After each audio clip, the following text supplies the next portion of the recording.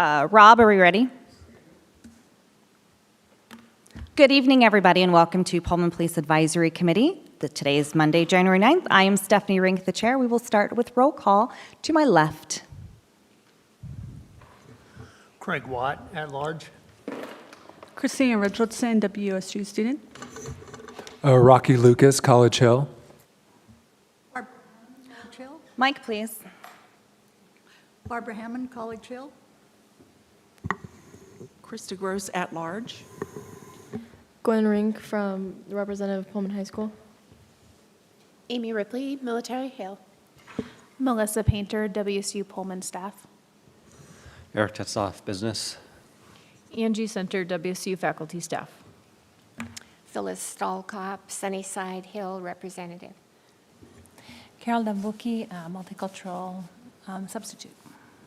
Allie Welch, Military Hill. Jake Opgenorth, Chief of Police. Darby Baldwin, Administrative Assistant. Wonderful, thank you. Next up will be the approval of the minutes for December 12th. Does anybody have any comments, questions, or concerns, edits? Hearing none, do we have a motion? I'll move. I'll second. All those in favor? Aye. Any opposed? All right, motion passes. Next up, we have a wonderful introduction today, our chaplain, CJ Carrier. Welcome and thank you for being here tonight. Thank you. Thanks for the invitation. Y'all hear me? Yes. Well, my name is CJ, and I am the Pullman Police Chaplain. That seems interesting to say. I would not have said that a year ago. I've been in the region since 1997, a few moons, and I got a master's degree in practical ministry. I've been in ministry for the last 20 years as a paid position through Living Faith Fellowship. My job is to run the missions department there. So anything that is global falls underneath my desk. From mission planning, that's one of my more favorite things to do is plan trips to do crisis or disaster relief. So I really enjoy working in crisis. I'm married. I am married to an amazing lady. Her name is Jenny. We've got 3 daughters, and my oldest is 14. Youngest is 10. We have a male dog. That's really important in our house. Of a house full of ladies. Let's see. Yeah, so that's a little bit about me. Being attached to the police department, it was about a year ago. I was having breakfast with one of the officers, and he slid a manila envelope across the desk at me and said, I opened it up and it said, police chaplain. And I'm like, oh, cool. Hey, I'll ask around. And he goes, well, honestly, I think you would be a good fit. And I'm going, well, I'll see about that. Well, anyways, in my world, I prayed about it, and here I am. And it's been an amazing thing. I swore in June, and to be able to help in such a capacity, I've really enjoyed it. Just being a learner, a part of the department. I did a chaplaincy training academy in the end of August, or in the end of July into August, and I would say that I've really enjoyed working with the police department, learning about the culture, being able to work with the officers. I got a call last night from one of the officers who really just said, hey, can I meet up with you and just talk? And I think that's the role of a chaplain, is that I've got 2 sets of ears. I got a set of ears, and I put them into practice. And to be able an unbiased part of the department is really, it's a blessing. Honestly, that's the best way I can say it. So I thank the chief for allowing me to be chaplain, from death notifications to assist officers however I possibly can. It's not always fun, but it is really, it's quite a role to be able to be there present in the midst of crisis, and I do not take that lightly. So thank you very much for the opportunity to be able to serve Pullman in such a way, and thank you, Chief, for allowing me to be the chaplain of this department. That's it. Any questions?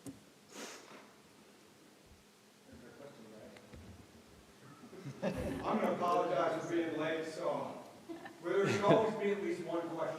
We all can agree on that. So not it today. Awesome. Cool. Well, thank you, Dr. Macon, for showing up and that you're apologizing for being late. Yes, thank you, Adam, for showing. And Isabella. Are there any questions? Mike, please. The title chaplain implies to me some sort of, has a religious overtone to it. The way you described what you do has sort of a counselor over, sounds like what counselors do. Is there any distinction you would make there? Well, so I think the word chaplain is, I think the original roots is it's like a, I can't even go into it. We learned it at the academy, but you're putting me on the spot. But I'm not necessarily a counselor, as I'm an advocate. So many times officers they can see like a counselor professionally, but sometimes there's a stigma to that. So even a chaplain can be I'm just there in their corner. I'm available. So if they call, I'm there. If the department calls me for a death notification, officers don't like to do those. They're not very fun. And so to be able to stand with them to deliver some of the most horrific news somebody will ever get, I'm there. And so, to be able to walk with them through that, I am not an officer, but I get to be with them through that. That's the role of a chaplain. And I never, being attached to the first responder community, I didn't realize the weight that our officers carry.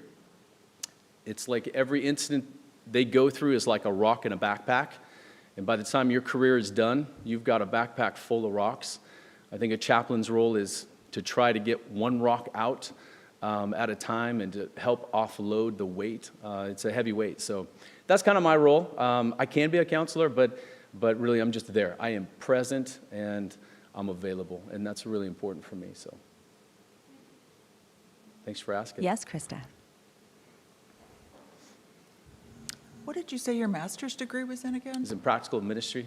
Okay, and I'm not familiar with Living Faith's structure, so is there like a pastor and then you're under it, or are you the pastor? Yeah, no, so there's a lead pastor and then we have staff pastors, and so I'm a part of that team. Yep, yeah, great question. I'm curious, and this might be a better question for Chief. So is this position, is it denomination specific, or can it be non-denominational, Muslim, Buddhist, such and such? I don't, go ahead, No, it's not denomination specific. Really, we're just looking for somebody to fill that position, and we're not looking for any certain denomination. Anybody would be welcome and qualified. Kind of like CJ mentioned, really, he is a resource for us. What he brings is his listening skills, his just ability to listen, and really in a non-judgmental way, in addition to all of the things that he can help us with on calls, because our officers, our first responders, are dealing with people's traumas constantly. And so if we can bring one more resource to somebody that is in and feeling trauma to help them out and get through that, then we're doing better. And that's why one of the big parts and big bonuses of having a chaplain that we can call upon helps us out.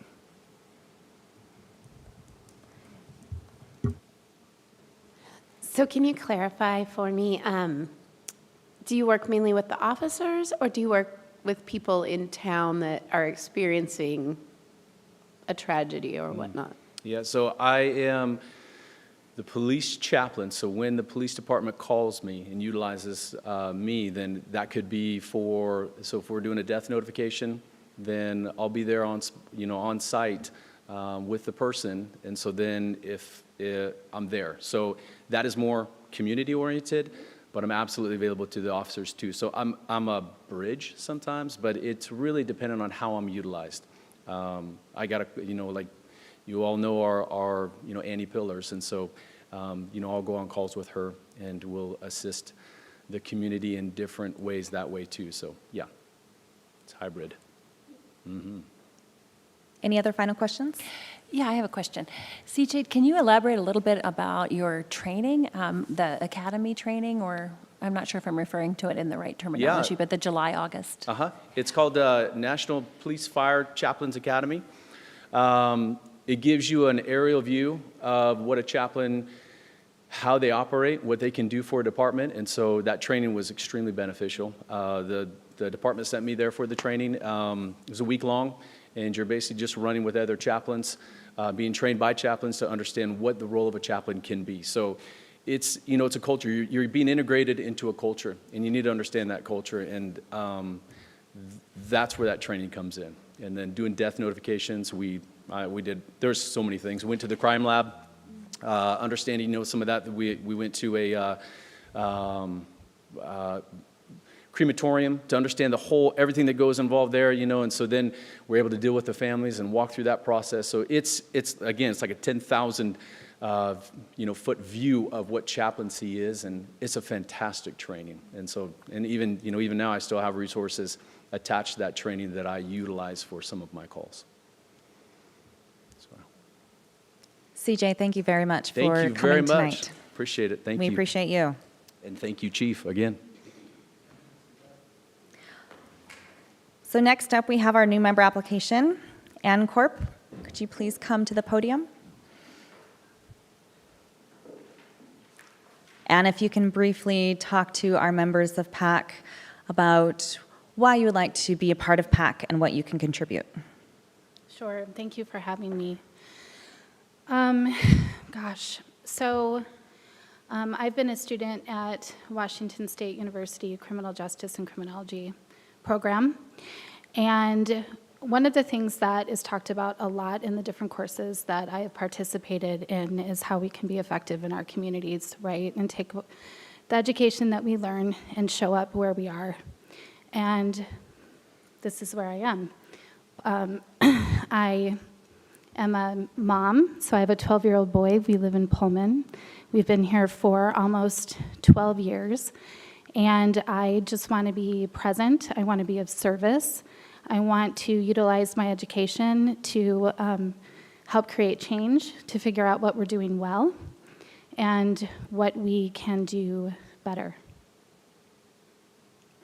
Thank you. Are there any questions for Ann? She's looking at the business community position. So Ann, what we're going to do, we're going to have you step outside, and we will discuss your application and everything, and then we will bring you back in once we talk about it. All right. So don't go anywhere. Okay. Just go outside. Well, not hall.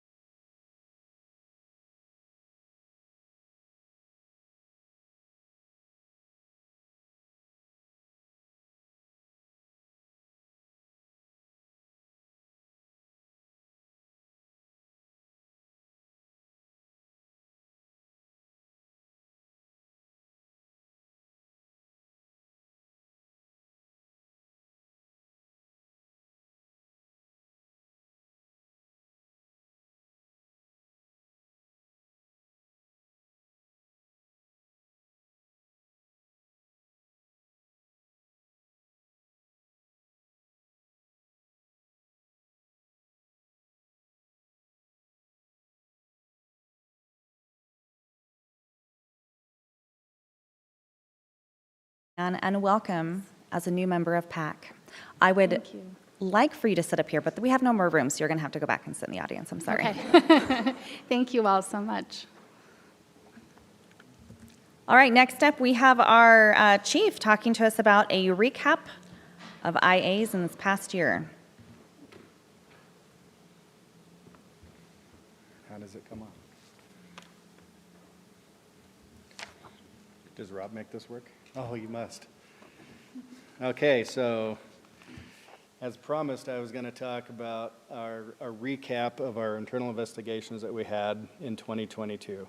As far as I'm concerned, this is just a way that our department can be transparent with our community and just go through these briefly and say, this is what we investigated in our own department. So just to touch on it real quick, we started with our complaint policy. Basically, anytime we receive a complaint about one of our members of our department, we will investigate it. So, and that doesn't matter if it's a written complaint or just a phone call. If we receive a complaint outside of the department or from within our department, we actually will investigate everyone. So those usually come in from whatever means, and they would be assigned to a supervisor. The way I've been handling it is that our commander has been investigating all of our internal investigations. So that would be Aaron Brashears. He gets the lucky job. So again, this is straight out of policy. They're thoroughly investigated. The severity of the discipline is proportional to the policy violation and taken into consideration prior similar misconduct.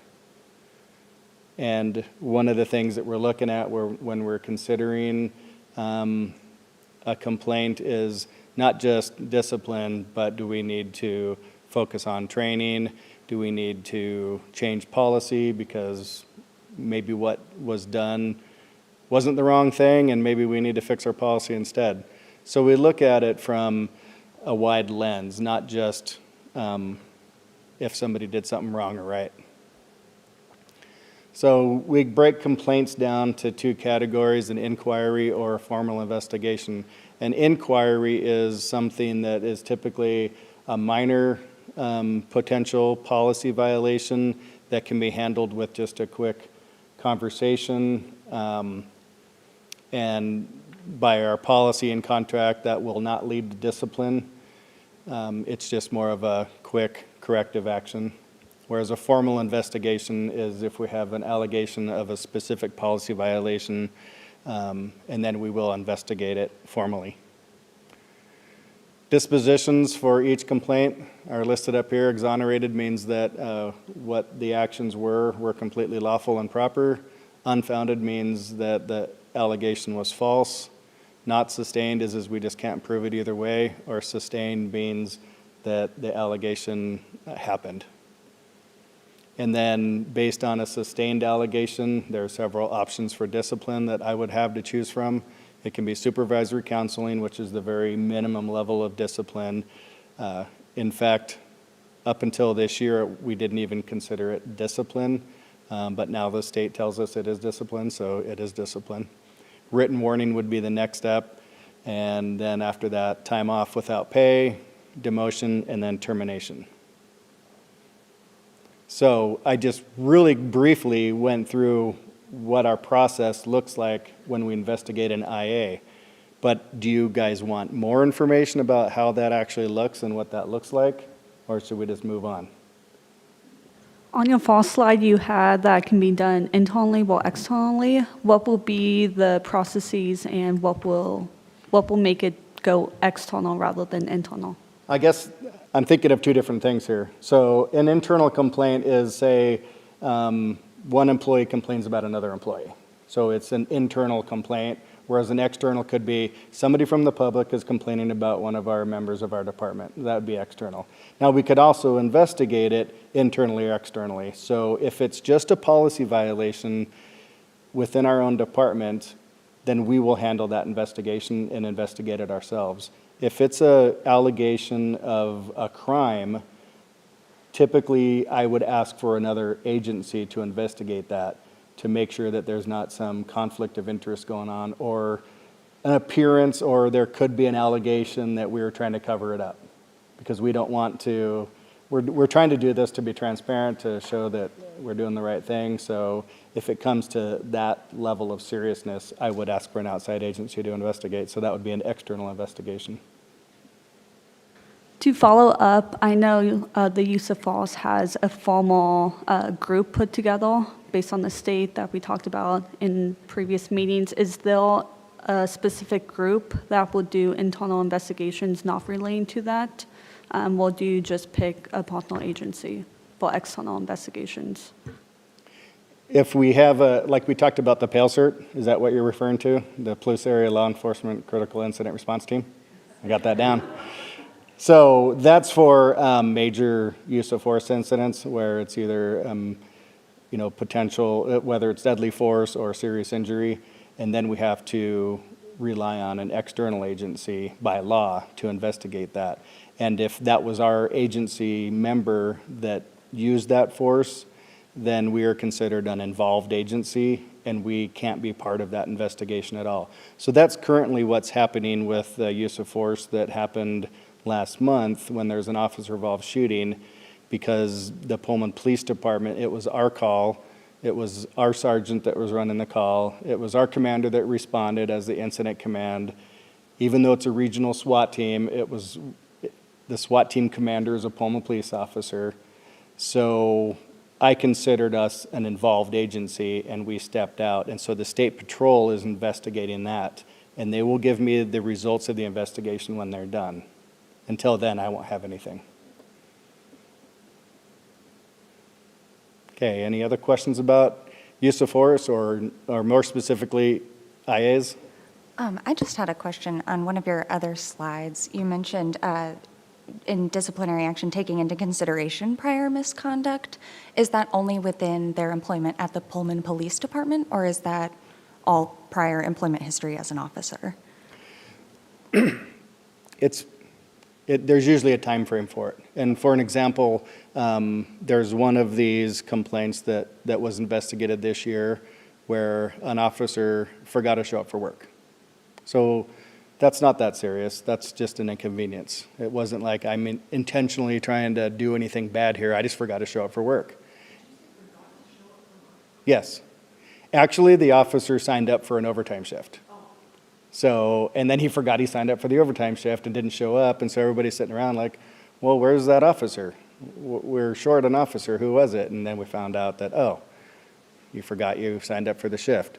So he was given supervisory counseling. Within a couple of months, he did it a second time. So we gave him a written warning. It stepped up after that. It's like, but you can only use supervisory counseling and as progressive discipline within 1 year. So that's the answer for supervisory counseling. Everything else, you just have to, I guess, just be reasonable. So if somebody did that and got written warning, and 10 years later, I probably wouldn't say, okay, well, 10 years ago, you forgot to show up for work. I'm going to give you time off without pay now. I'd probably go back and say, okay, that was 10 years ago. We're going to go back and give you supervisory counseling. So it all depends on how long, the seriousness, what the allegation or what the complaint was. Anything else on the process? Okay, we'll get right to the stats then. So this is just since 2016 how many internal investigations we've conducted within Pullman Police Department. As you can see, in 2022 we had 19 actual complaints that we investigated. So looks like our numbers go anywhere from 10 to 25. We had 19.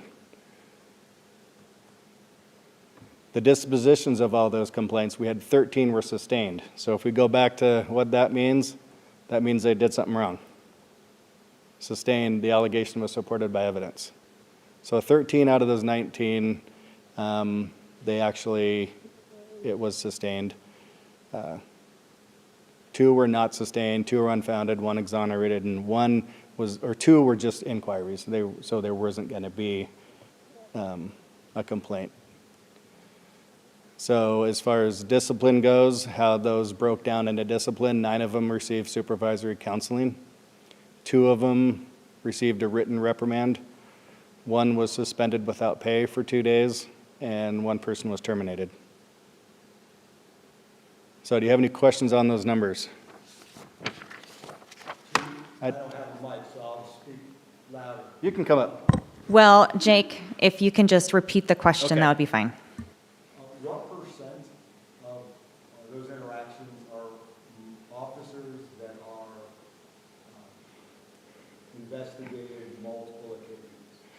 What percent of those complaints are officers that were investigated multiple times? Yes.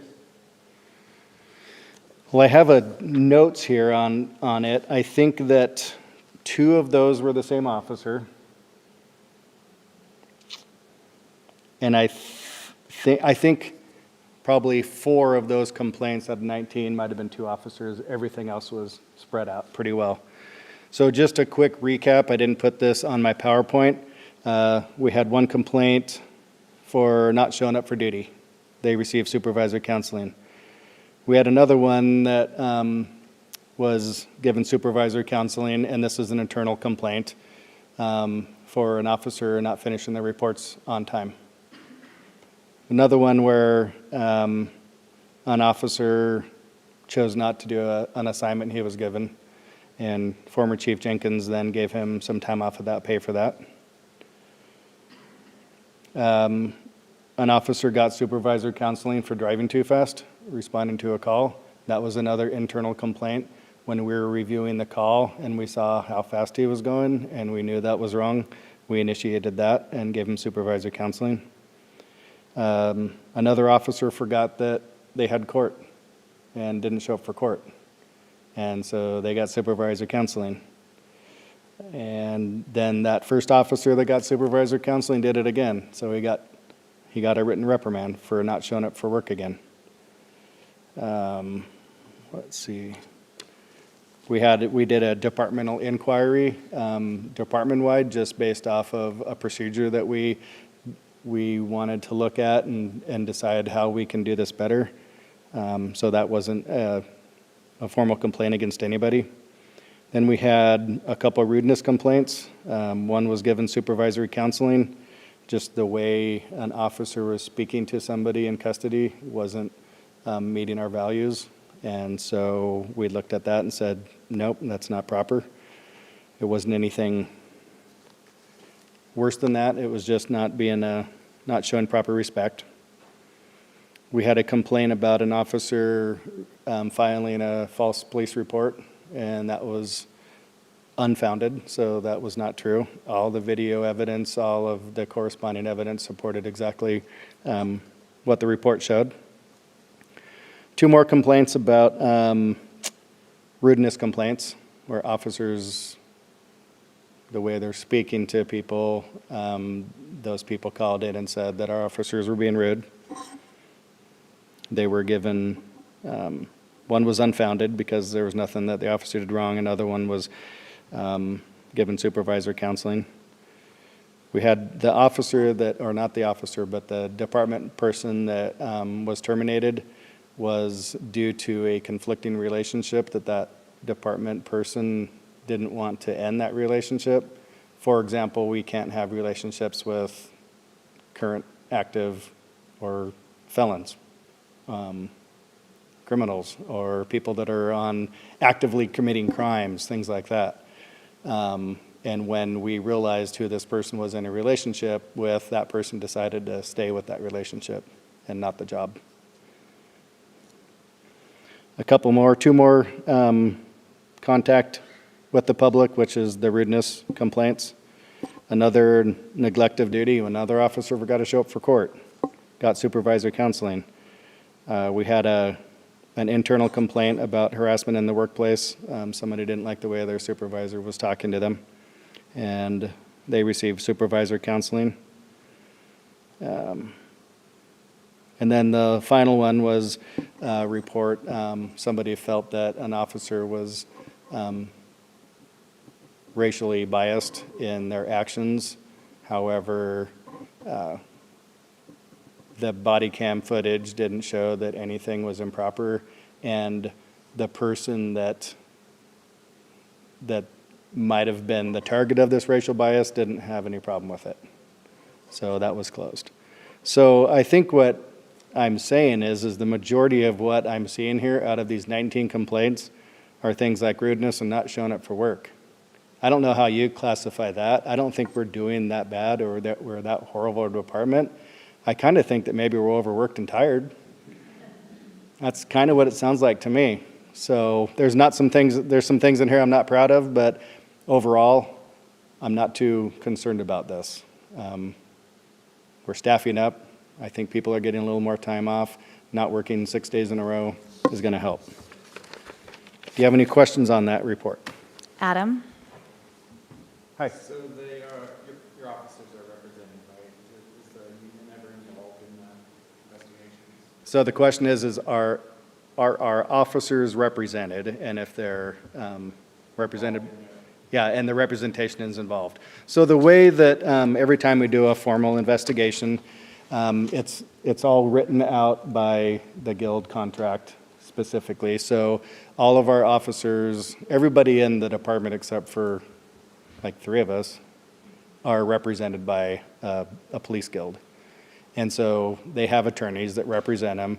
So the process for the IA is if there is a complaint, then at the start of the investigation, that we will notify the staff member that they are being investigated and that we will be talking with them. At that point, they're given time to arrange their representation and set a time when we can do that interview. And then when that time comes, the commander will interview I guess the person that's alleged to have committed a violation with their guild representation in the room with them. And it's recorded, and so they do have the guild rep with them.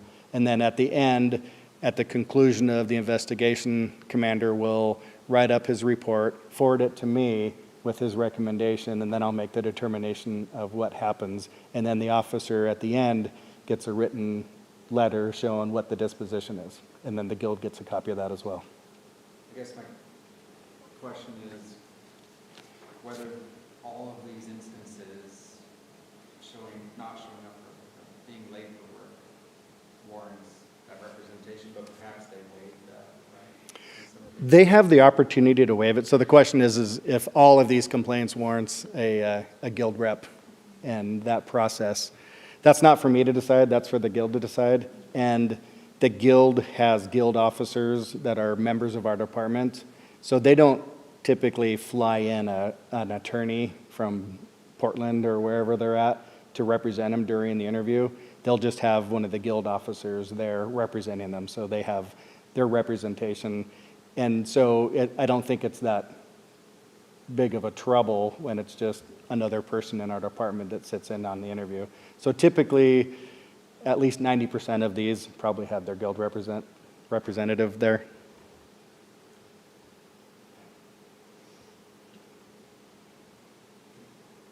Yes, Craig?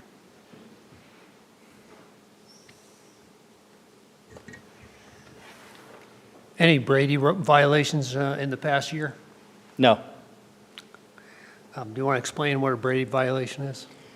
Well, you could probably do it better than me, but a Brady violation, from what I understand, is anytime an officer shows that they're not credible, whether it's an investigation shows that they haven't been truthful, and then that information would go to the prosecutor. The prosecutor can put officers what we call on a Brady list, and so every single court case that goes with that officer as a potential witness is disclosed to the defense attorney so that the defense attorney can raise that question in trial of whether or not the officer is reliable and credible.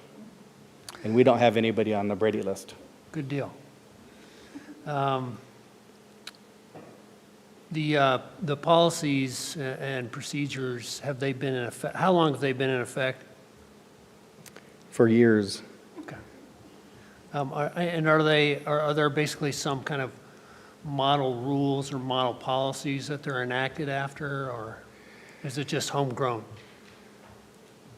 A lot of our policies that we have date back years, like I said, early 2000s.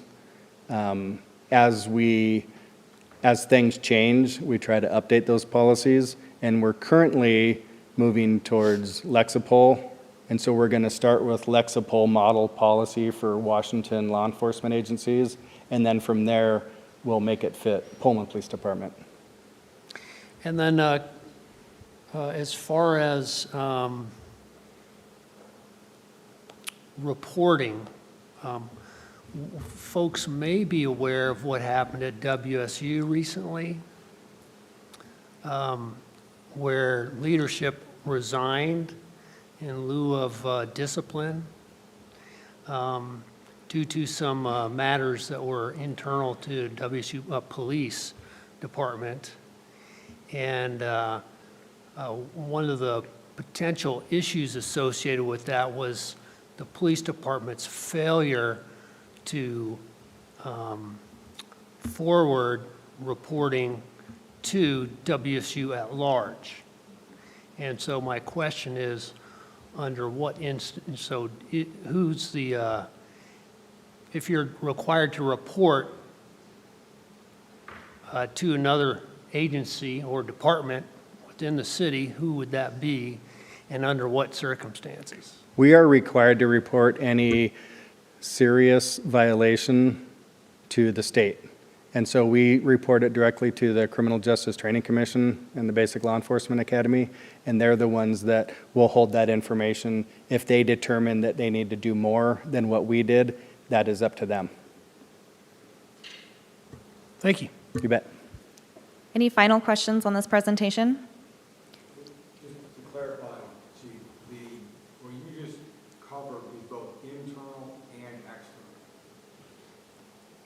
So the question is did I cover internal and external? And are you? Slide at internal, but some of the examples you had provided seem to represent them coming in from the community, which was external. Yeah, this was both. This was every one of our complaints, whether they're generated within our department or from our community. Do you have that broken out to show that, so it seems from your reading you would have more internal complaints than you have had external complaints.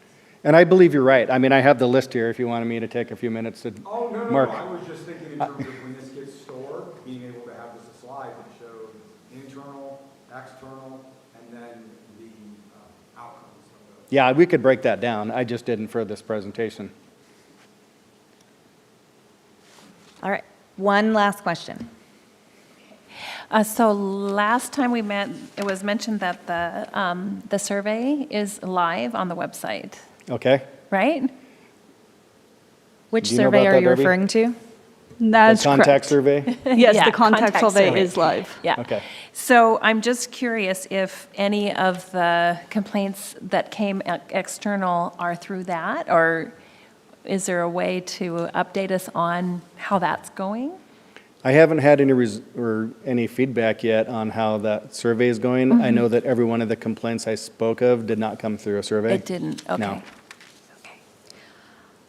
Thank you very much for this wonderful presentation. Next up is you again with the police department update. Okay.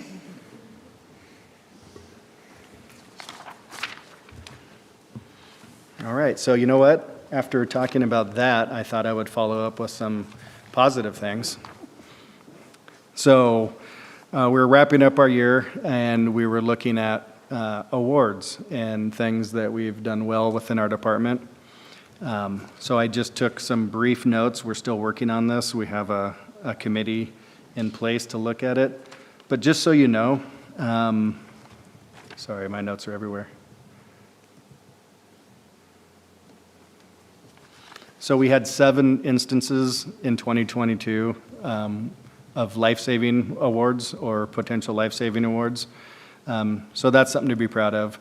On one instance, we had 3 officers responded to an apartment. This was the one that was just recently involved with the officer-involved shooting. So I can't necessarily speak on that, but what came out is somebody called and said, my roommate's threatening to kill everybody in the apartment. So our officers went there and learned that The suspect said, "I'm going to kill my roommates in 5 minutes. They got 5 minutes and I'm going to shoot them." And so officers are like, okay, there's somebody still inside that his life is being threatened. So officers quickly made entry into the apartment and pulled him out of the apartment so he was out of that danger. And that's when they then started trying to negotiate with the suspect inside. So for those officers going in that building, knowing that there was somebody there that wanted to shoot people, that was forwarded to me as a potential life-saving award. We have officers several times administering Narcan and CPR to somebody that was overdosed and saved their life. There's another one where officers arrived on scene of somebody that wasn't breathing. They administered an AED and provided CPR until medics were able to arrive, and they pulled a big piece of steak out of his throat, and the patient survived. Another officer arrived, 3 officers arrived, provided Narcan and CPR until the patient regained consciousness from their overdose. Another one, 3 officers did the exact same thing. Another one here, another Narcan save. And then one more. So I guess the sad report is that we're seeing the opioid problem in Pullman. We've responded to some unattended deaths resulting from probably fentanyl, and yet we've saved a lot of lives with our Narcan. And it probably is fentanyl, because fentanyl is so powerful. You lace it in with a little bit of your drug to get high, or you don't even know you have it. You take it, and then you're overdosed immediately. But good thing is Narcan reverses that very quickly. So some other things that we've done this year. So obviously when Chief Jenkins retired, and then I was promoted to Chief of Police, that caused a lot of changes within our department, because I was the commander for several years and then I was the chief. So then Sergeant Brashears, who had been a sergeant for a couple years, was promoted to commander. And then we turned around and promoted 2 more officers to sergeants. And so, as you can imagine, we have me, brand new chief, a brand new commander, 2 brand new sergeants. The other sergeants that have only a couple years on, really our leadership team was brand new. And so we came together as a team and kind of had a leadership retreat and talked about what our values are and how we want to keep Pullman Police Department great and what can we do better. As a result of that, we came up with the new mission of our department. Now our mission is the mission of the Pullman Police Department is to provide professional police services that prioritize public safety, quality of life, and the rights of all. Our 3 values: courage, integrity, and compassion. So that is what guides our department. That is what our leadership team and all the way down to our newest officers know, that that's what Pullman Police Department stands for. So I just wanted to share that because I'm proud of that mission statement. Our leadership team, we are preparing goals that we can actually all work on as a team, move in the right direction, measure these goals, and see that we're moving in the right direction. Any questions so far? I knew it. So in this, oh boy, how do I word this? How do we avoid getting in that succession planning misstep? Like how did we get to where we knew Chief Jenkins was going to retire and we have a whole new leadership team, and then we're all, I mean, I know you're all going to be new, and I know it's all going to be learning and stuff, but in the police department, can you or can you not like presume that people are going to rise to the next level and then help train them before they get to that position? Well, that is part of my goal. And maybe it's because of the way it all just happened this year when I saw that everybody was put into these positions. Chief Jenkins did a good job preparing me for this role. I know that he he knew when he was retiring, and for a while there, he, made sure that the day he left, I was ready to take over.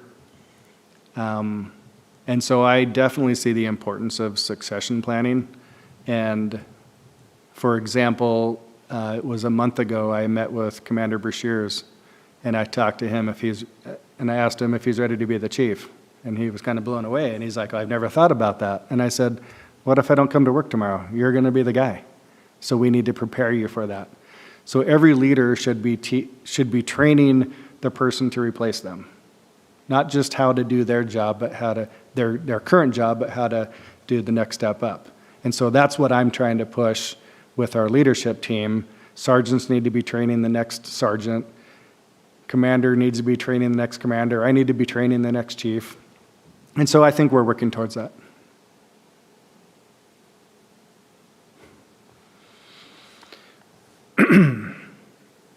So let's see. I did mention PaleCert today. I mentioned it a little while ago. I have a little bit more direction on that because I know some people were interested in being part of the community response team component to that investigation. And so now what I've learned since we actually activated PaleCert is that for smaller communities like ours, when thankfully we have so few incidents that would require an incident response team, that what I guess groups like our size do is simply have a list of names, and if and when we have an incident where we need to respond to and call upon our community partners, that's when we would call and say, I have your name on this list. Are you still willing to be part of this PaleCert investigative team? And so after speaking with State Patrol and knowing what that looks like, what they tell me is that the community partners get updated weekly on the status of the investigation. And so, for example, the officer-involved shooting that we just had in December, they estimate that investigation could last 6 months. But every single week, they will have an update on the investigation with the whole team, including the community team members. And that might just be that we don't have an update, but they will make that update weekly.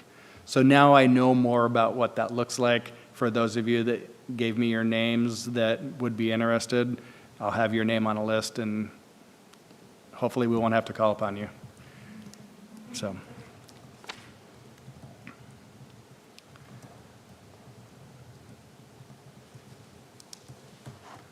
So Sergeant Umbright asked for a couple things.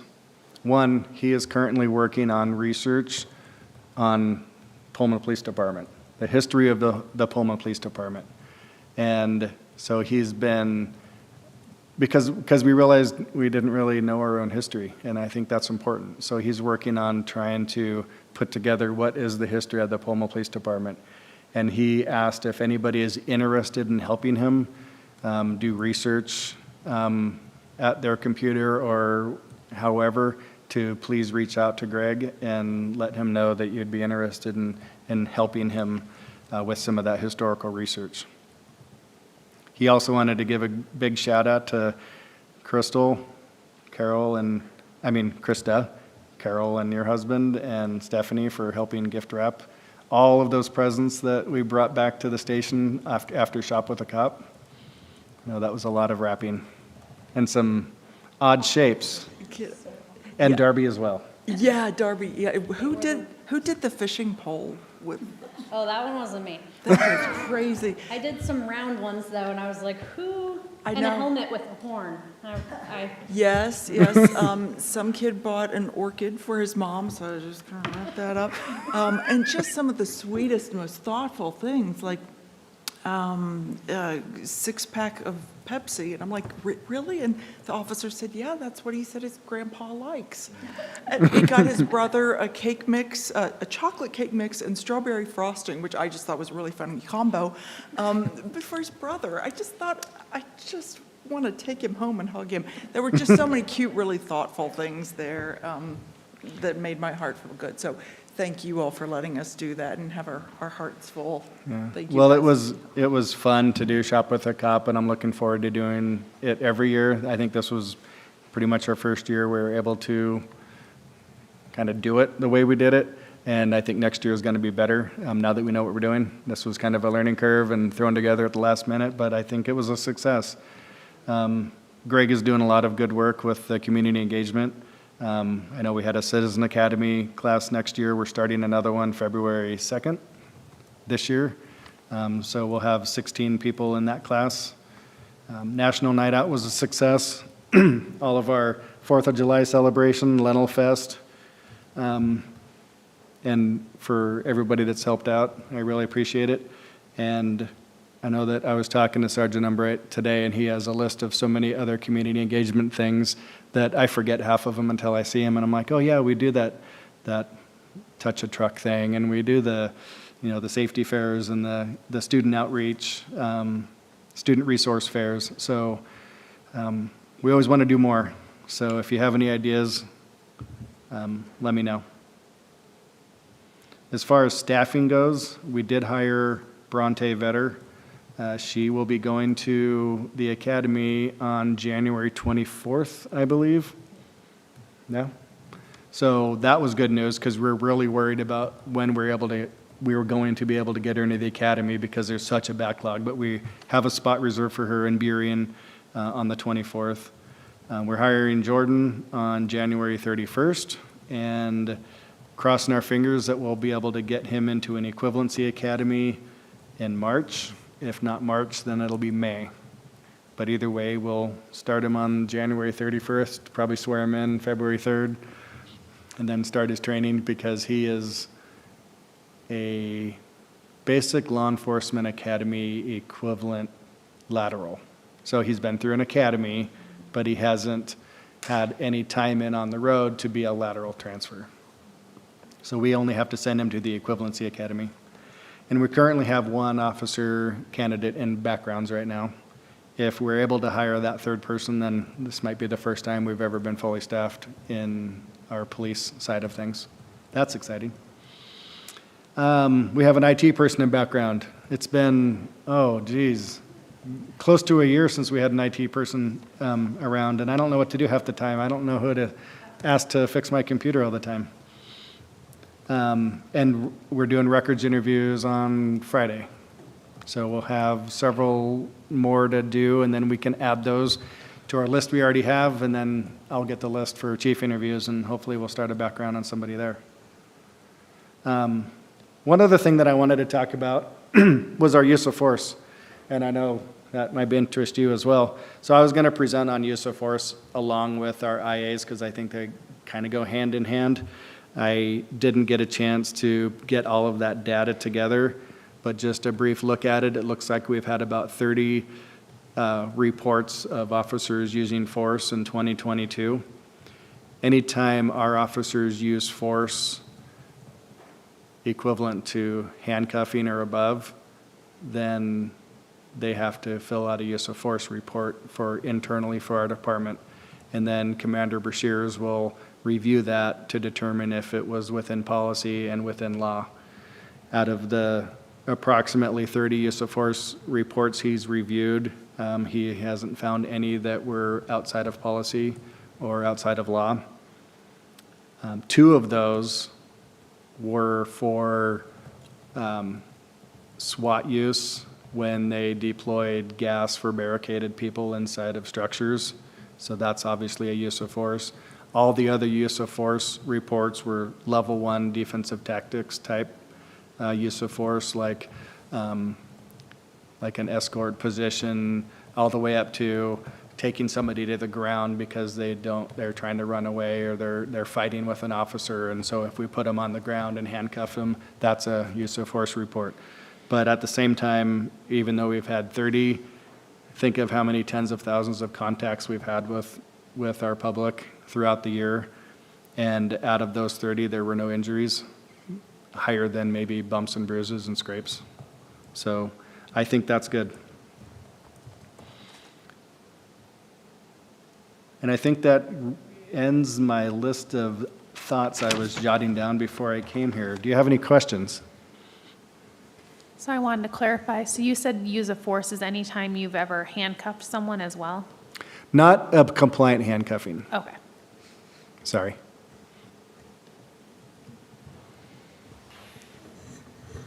It's a lot better than down in the valley. No Any other comment. questions? Thank you, Chief. All right, next, does anybody would like to report on their constituency? Okay, hearing none. Any public comment?